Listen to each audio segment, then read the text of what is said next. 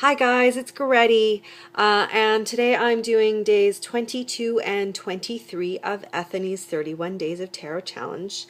And today's questions are today's 2 days of the questions. So the first day, day 22, the question was tarot and oracle decks that I use just for personal.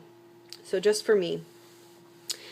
And at the moment, I have one tarot, one oracle.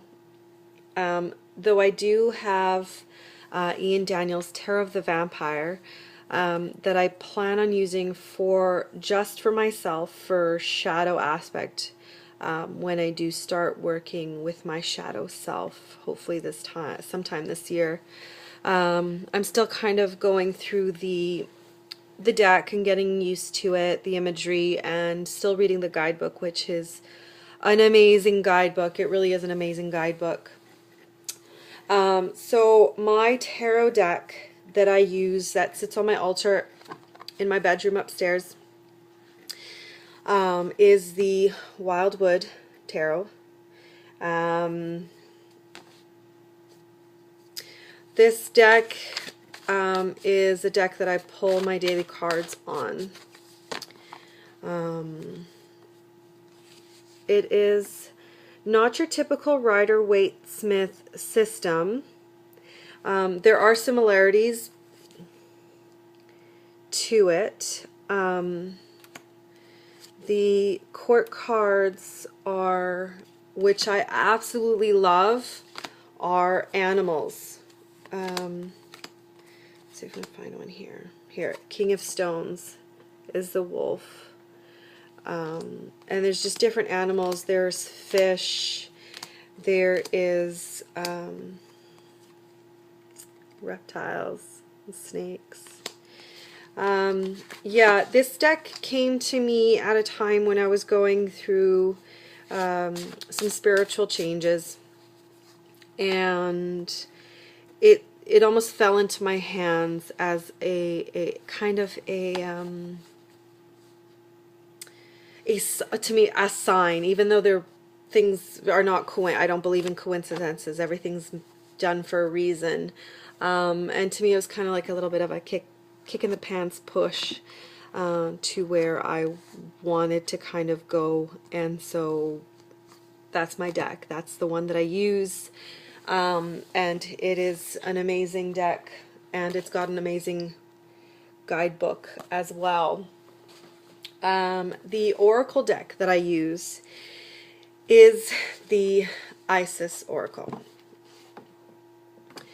Goddess Aset, I refer to her as Aset, is my main deity. She sits on the altar, and I've had a big connection to, as I mentioned in previous videos, to ancient Egypt. And since I was a little girl, Isis has always kind of been around. It's hard to describe and explain. But when I was older, during a meditation, when I was switching from my Catholic background to my pagan aspect, I must have been 15 at the time. She's always been kind of around, and it came to the point where at one time when I was sitting in meditation, I had a vision of her approaching me and referring herself to me as Aset. And so since then she has been Aset and will always be Aset to me. It's an amazing deck. Again, this one as well sits on my altar, my main altar upstairs in my bedroom. And I pull a card from it daily. I follow not necessarily the rituals that are in the guidebook. There are rituals in the guidebook. I don't really follow those rituals as is. I will read the chants, the incantations that come in it. A lot of them I have changed and made my own when I do work with a set. But again, it's an amazing guidebook. And she's an amazing goddess, and she's taught me a lot since I have been with her and her with me. So yeah, those are the two decks, and I definitely plan on working with Ian Daniels' Tarot of the Vampires as well. And when I start doing that, I will definitely put up some videos and let you guys know how the shadow aspect is going. It'll be an interesting experience to go through.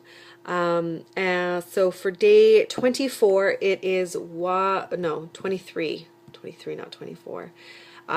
Is do I keep my tarots in bags, boxes, or whatnot? I usually keep my tarot decks in their original boxes. I have a little one here. My Tarot of the Wheels in their box. I keep my decks are all in their boxes. But the tarot decks, I'm a loss for words at the moment. The tarot decks that I did not keep the boxes for are the really flimsy boxes. And those I have these just little drawstring bags. I only have a few. I don't really have a lot of tarot decks that are not in their boxes, so I actually know which ones are inside the little organza styled bags. But yeah, for me, I usually tend to keep them within their boxes if they're not on an altar, or if they're not on my reading tables. So yeah, nothing special in regards to boxes or bags, but yeah, so that is day 22 and 23. I will see you guys again tomorrow for the next day. Bye.